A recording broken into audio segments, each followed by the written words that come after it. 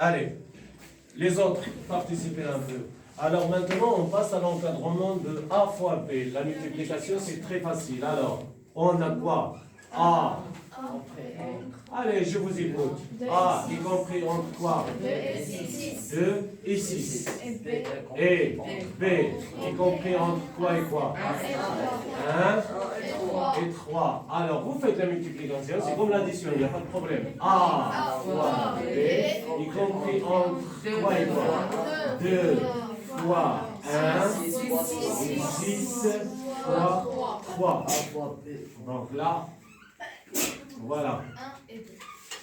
Donc, A fois B, ça donne AB, compris entre 2 et 18. Et effectivement, 18 est supérieur à 2.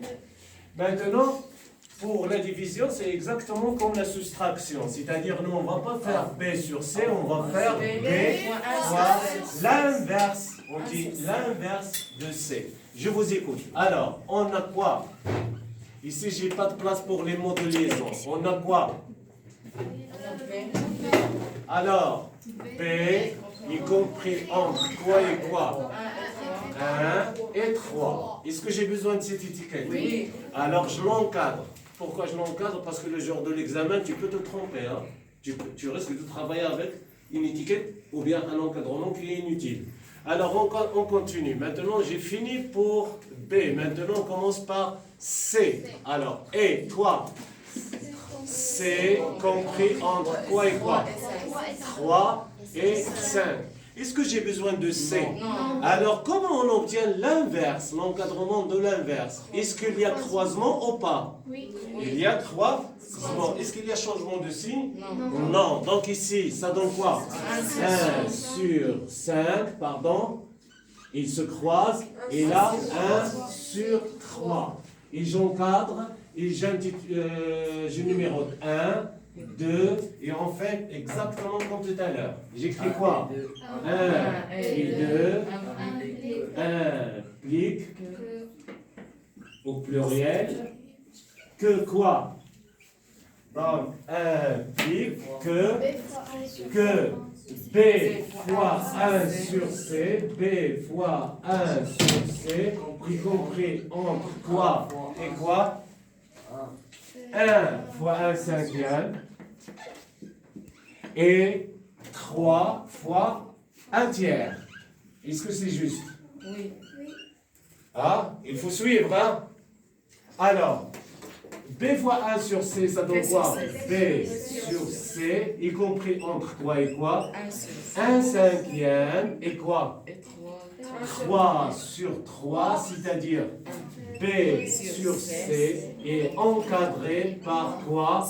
1, 5 et 1. Si vous voulez éventuellement remplacer 1 sur 5 par 0,2.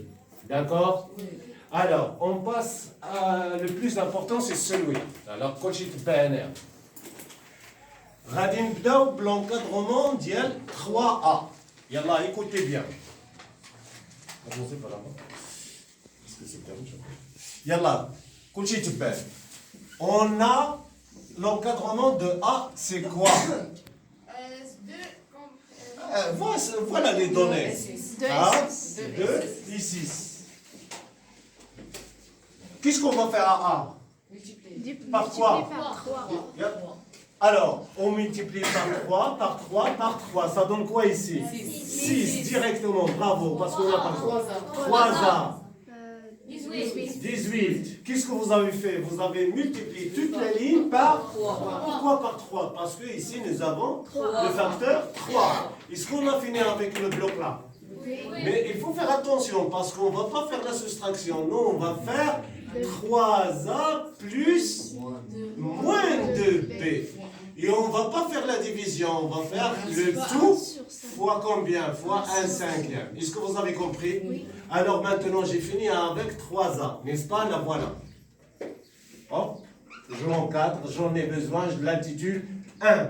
Ensuite, on passe à moins B. Alors, je partage mon tableau.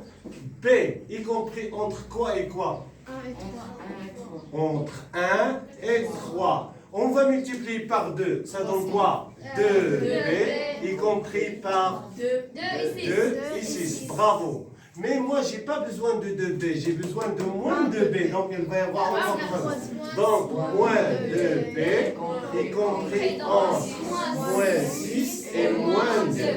Bien. Maintenant, j'ai combien d'étiquettes encadrées? 2. Qu'est-ce qu'il y a? Le rapport entre elles. L'addition.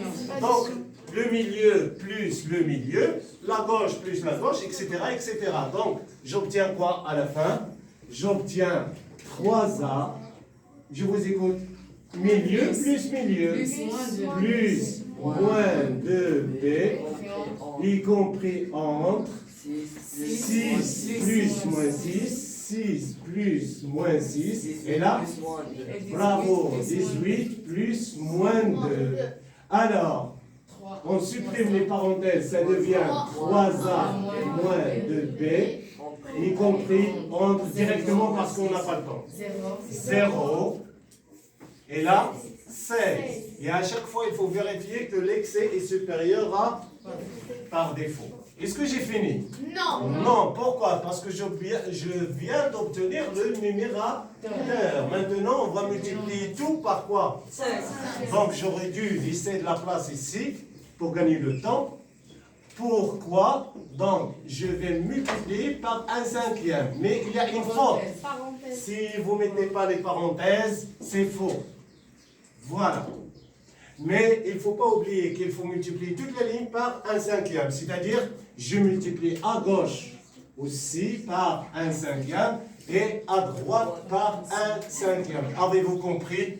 Maintenant, vous la mettez comme ils ont demandé. C'est-à-dire, 3A moins 2B tout sur 5, y compris entre quoi et quoi?